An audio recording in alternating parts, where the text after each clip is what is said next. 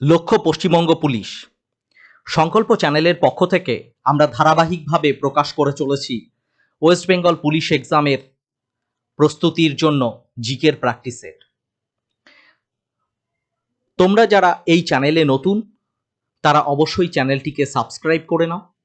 আমাদের এই GK practice সেটগুলোর বিশেষ আকর্ষণ এখানে ওয়ান লাইনার অ্যাপ্রোচ বাংলায় এবং সাথে সাথে এমসিকিউ গুরুত্বপূর্ণ প্রশ্ন নিয়ে এই সেটগুলো তৈরি করা হয়েছে, যেগুলো মেইন এক্সামের জন্য তোমাদের ভীষণ ভীষণ সহায়ক হবে।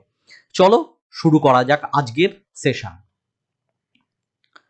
প্রথম বিশ্বযুদ্ধের সময় ব্রিটিশ সরকারকে সহায়তার জন্য গান্ধীজিকে কি খেতাব দেওয়া হয়?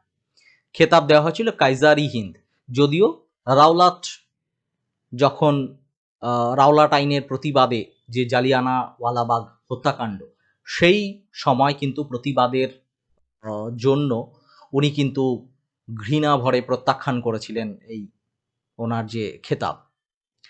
ত্রিপুরী কংগ্রেসের সভাপতি পদের নির্বাচনে সুভাষচন্দ্রের প্রতিদ্বন্দ্বী কে ছিলেন? ত্রিপুরী কংগ্রেসের সভাপতি পদের নির্বাচনে সুভাষচন্দ্র বোসের প্রতিদ্বন্দ্বী পট্টভি সীতারামাইয়া। দশকুমার চরিতমের রচয়িতাকে? দণ্ডিন। সিপাহী বিদ্রোহকে কে স্বাধীনতার প্রথম জাতীয় সংগ্রাম বলে অভিহিত করেছেন? ভীষণ ইম্পর্টেন্ট একটা প্রশ্ন। বিনায়ক দামোদর সাভারকর। শ্বসনের প্রধান উপাদান কি? শ্বসনের প্রধান উপাদান হলো গ্লুকোজ। কোন কোন নদীর মিলিত প্রবাহের নাম রূপনারায়ণ? শিলাবতী ও দ্বারকেশ্বর নদী। শিলাবতী ও দ্বারকেশ্বর নদীর মিলিত প্রবাহই নাম হচ্ছে রূপনারায়ণ। কৃষক প্রজাপার্টির প্রতিষ্ঠাতা কে? কৃষক প্রজাপার্টির প্রতিষ্ঠাতা হলো এ.কে. ফজলুল হক। ফিক্সড এয়ার কাকে বলা হয়? ফিক্সড এয়ার বলা হয় কার্বন ডাই অক্সাইডকে।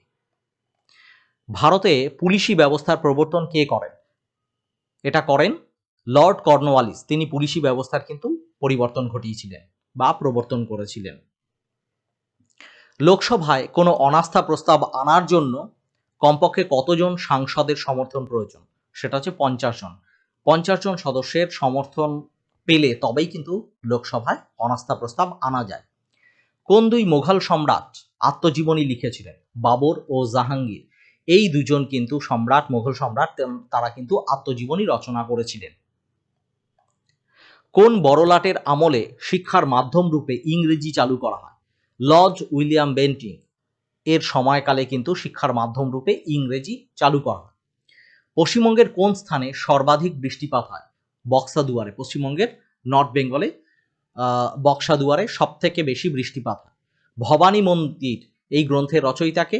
ঋষি অরবিন্দ ঘোষ। ভবানী মন্দির গ্রন্থের রচয়িতা। কোন মৌল সর্বাধিক সংখ্যক যৌগ গঠন করতে পারে? কার্বন। কার্বন সবচেয়ে বেশি মৌল, কিন্তু এই মৌলটা কার্বন মৌলটা সবচেয়ে বেশি যৌগ গঠন করতে পারে। সংবিধানের কোন ধারা অনুযায়ী রাষ্ট্রপতি প্রতি 5 বছর অন্তর অন্তর একটি অর্থ কমিশন গঠন করেন? 280 নম্বর ধারা। সংবিধানের 280 নম্বর আর্টিকেল অনুযায়ী রাষ্ট্রপতি প্রতি 5 বছর অন্তর একটি অর্থ কমিশন গঠন করতে পারেন।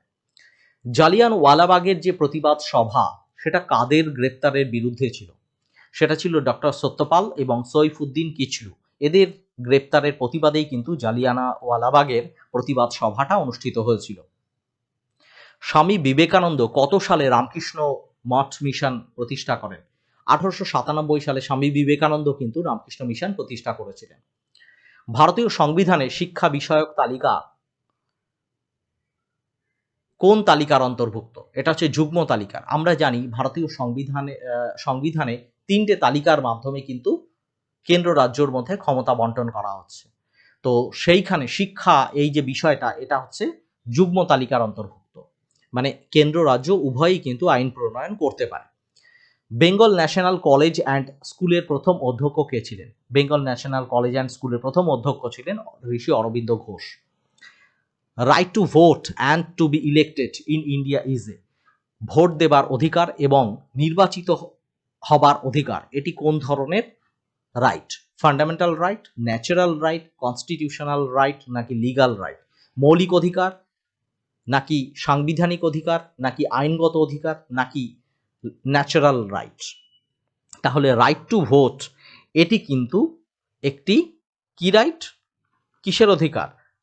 এটি হচ্ছে কনস্টিটিউশনাল রাইট বা সাংবিধানিক অধিকার। সাংবিধানিক অধিকার হচ্ছে right to vote and to be elected, নির্বাচনের জয়লাভ করার অধিকার এবং ভোট দেবার অধিকার দুটোই। ইন ইন্ডিয়া, ভারতবর্ষে, who is the chairman of the national water resources council?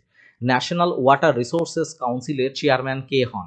খুব সুন্দর একটা প্রশ্ন। এটা হন প্রাইম মিনিস্টার, প্রধানমন্ত্রী পদাধিকার বলে কিন্তু ন্যাশনাল ওয়াটার রিসোর্সেস যে কাউন্সিল তার চেয়ারম্যান উনি।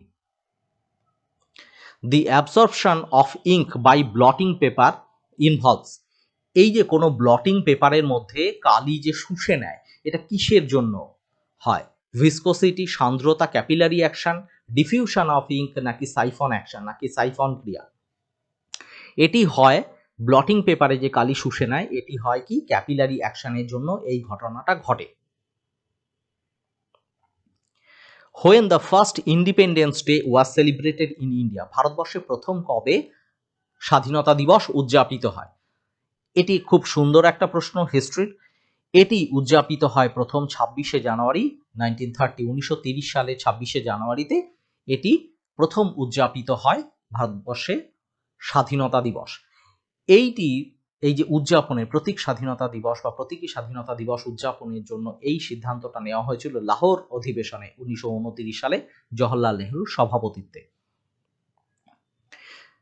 ন্যাচারাল রেডিও অ্যাক্টিভিটি মানে তেজস্ক্রিয়তা was discovered by, natural radioactivity কে আবিষ্কার করেছিলেন? Marie Curie, Rutherford, Henri Becquerel নাকি Fermi? Natural radioactivity discover করেছিলেন হচ্ছে হেনরি বেকারেল। হেনরি বেকারেল কিন্তু রেডিও অ্যাক্টিভিটি বা তেজস্ক্রিয়তা আবিষ্কার করেছিলেন। তাহলে আজকের এই প্রশ্নপত্রগুলো ওয়ান লাইনার অ্যাপ্রোচ হিসেবে এই প্রশ্নপত্রগুলো তোমরা বাছাই করা প্রশ্নগুলো তোমরা জাস্ট শুনে নাও, তাহলে দেখবে অনেকটা তোমাদের অবচেতন মনে গেঁথে যাবে এবং তোমাদের যে কোনো পরীক্ষার প্রস্তুতির ভীষণভাবে সহায়ক হয়ে উঠবে এই প্রশ্নগুলো। আজকের এই প্রশ্নপত্রগুলো যদি তোমাদের ভালো লাগে অবশ্যই লাইক করো এবং তোমরা যারা নতুন চ্যানেলটিকে সাবস্ক্রাইব করতে ভুলো না।